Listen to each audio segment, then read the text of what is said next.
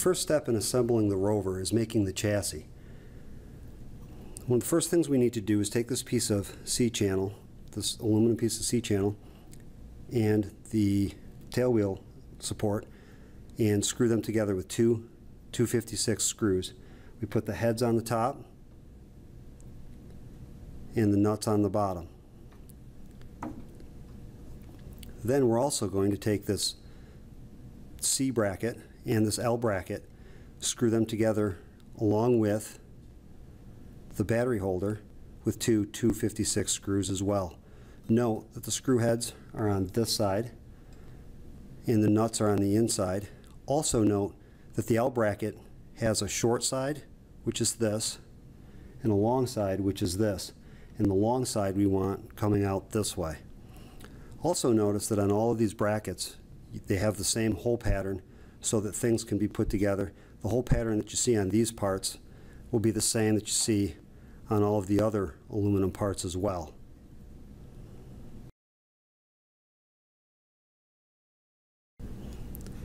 Next, we're going to take those two parts and put them together with two 256 screws, which are going to come up through the bottom here and screw into two small 256 plastic standoffs. Make sure that you get the small plastic standoff because there are larger ones in the kit.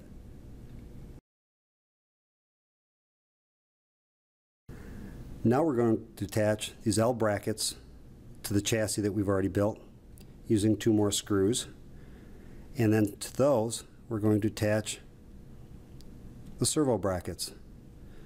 Note the orientation on the L brackets. The short leg is here and the long part is here, and that the screws are on this side and the nuts are on the opposite two sides. We're going to put one on each side, and notice their orientation with the tail, so that there's one hole showing here with the tail up. And lastly, for this step, we're going to attach the electronics carrier with two screws into the plastic standoffs that we attached in the last section. And to that, we're going to put four 1-inch plastic standoffs to complete that portion of the assembly. Now we'll attach the servo and wheels to our robot. The servos that we're going to use are the continuous rotation servos, and they're the 3142 CRs. Make sure that you use these. They're the ones with the gold bands around it. These are different servos because these servos actually spin all the way around 360 degrees. So these are actually going to be the drive motors for our robot.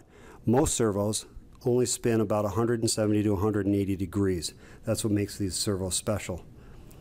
The first thing we need to do is use 4 screws with washers on the front and nuts on the back to hold our servos in place on the servo brackets.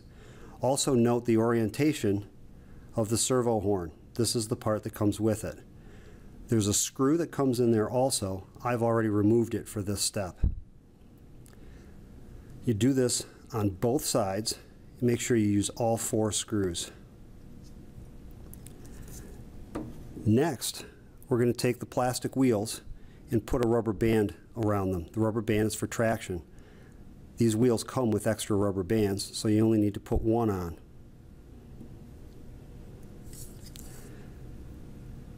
I've already taken this screw out slightly. We're going to remove the servo horn, and if you notice, there is a spline inside that servo horn. We're going to replace the servo horn with one of our wheels. Note that the spline should match the servo.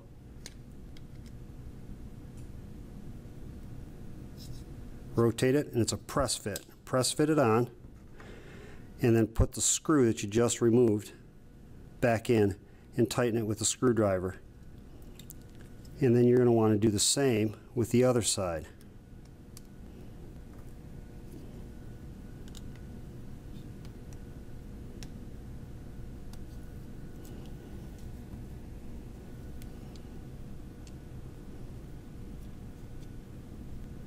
And we're going to use a Phillips head screwdriver to put those screws all the way back in.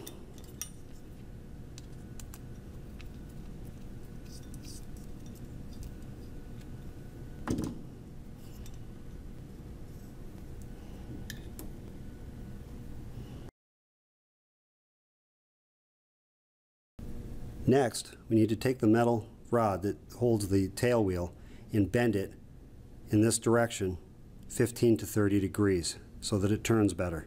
To do that, I'm going to use this vise.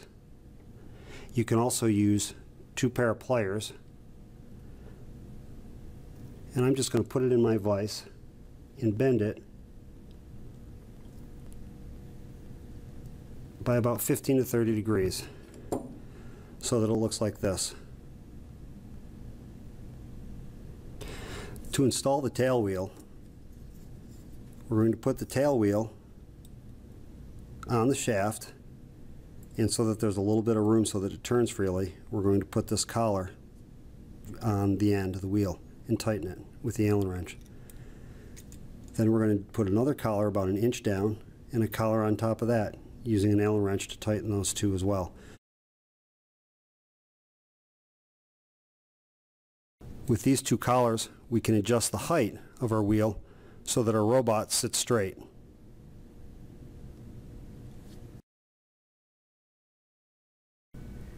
Next, we're going to complete the wiring for the switches, and our robot is going to require 2 switches. The kit comes with 3.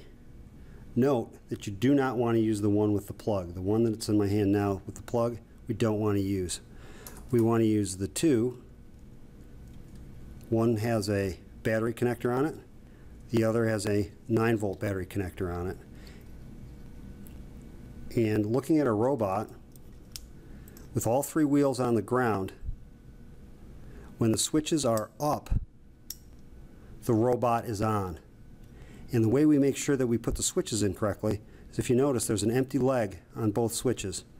If you mount them in the robot with the empty leg towards the top of the robot, up will be on, down will be off.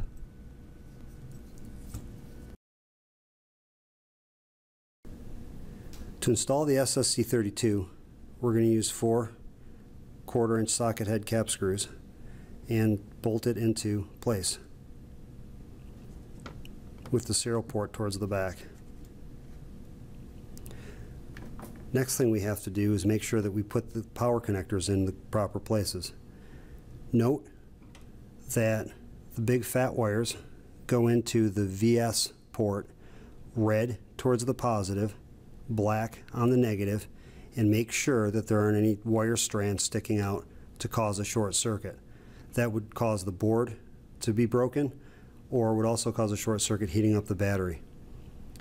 And the skinny wires go into the VL port, again with the black wire going to minus and the red wire going to positive, making sure that there aren't any wires sticking out.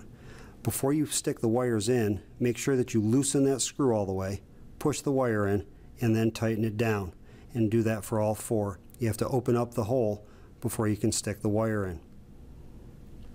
Since we're going to use the 9-volt battery to power the board and the 6-volt battery to power the servos, we also need to remove the VL equal VS jumper, which is this one right here. We remove that jumper, and now the 9-volt battery will power the electronics on the board, and the bigger 6-volt battery will power all of the servos that you plug into this.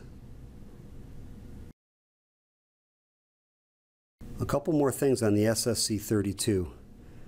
These 2 sets of jumpers that say Baud change the baud rate, or the rate at which it communicates. Make sure that you have the jumpers in the proper configuration for what it is you're trying to do. The board comes with both jumpers installed like that. That's one setting, and then by moving these jumpers, removing one or removing the other or removing both, you end up with different baud rates or different rates of communication, and depending on what you're doing with it, you're going to have to change that. The next thing we have to do is install the servos, and the servo on the left is going to get plugged into pins 0, and the one on the right is going to get plugged into terminal 1. Remember, we can control 32 different servos with this.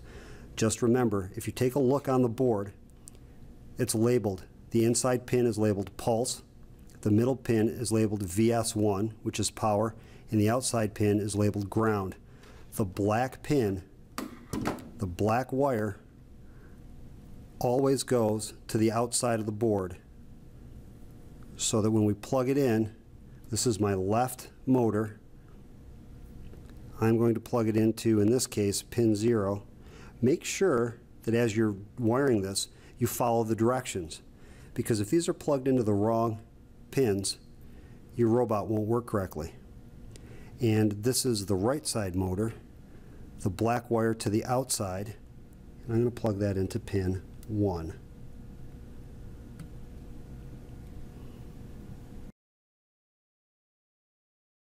There are two ways you can communicate with the SSC32 with your computer.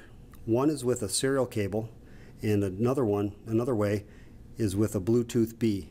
The Bluetooth B that comes with the kit plugs into the carrier board. Note that when you look at this,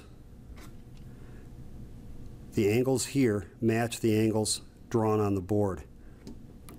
It plugs into the carrier board, and then the carrier board plugs into the serial port on the back, like so. Also note that you have to power the Bluetooth B. To do that, there are two pins on the bottom. The pin closest to the port is positive. So I'm going to attach two wires, a positive and a negative, to those two pins, plug it in, and then I'm going to power it from my SSC32. And if you take a look carefully on the board, across from pins A and B, there's a plus sign and a minus sign. Plus is positive, minus is negative. So I'm going to plug my positive wire into the plus and the minus wire into the minus, like so. Now what we have to do is clean up all the wiring and install the batteries. To clean up the wiring, we use zip ties and make sure that all the wires are nice and neat. It keeps them from getting caught on things as the rover drives around. And make sure you clip off the tails on the zip ties and be very careful not to clip the wires. When you use just the SSC32, you have to make sure that you have used both batteries. This big battery powers the servos, and this 9-volt battery powers the SSC32 itself.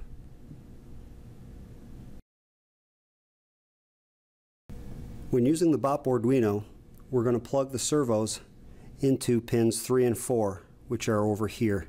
And when plugging the servos into this board, always have the black wire on the outside, as shown, as you can see here. Also, this jumper right here has to be moved over from the 5-volt side to the VS side in order for this to work correctly. And for power, make sure that you have the smaller wires going into VL, red going into the positive one, black going into the negative, and the two larger wires going to the VS, red being positive, black being negative as well. Also, make sure that you remove the jumper if you're going to use both batteries from the VS equals VL jumper, which is right there. Remove the jumper if you're using the 9-volt battery. If you don't want to use the 9-volt battery and you want to power everything with the 6-volt battery, put that jumper back on. I'm going to use the 9-volt battery, so I've taken the jumper off. The batteries install, the large one goes underneath, like so. The 9-volt battery goes in here.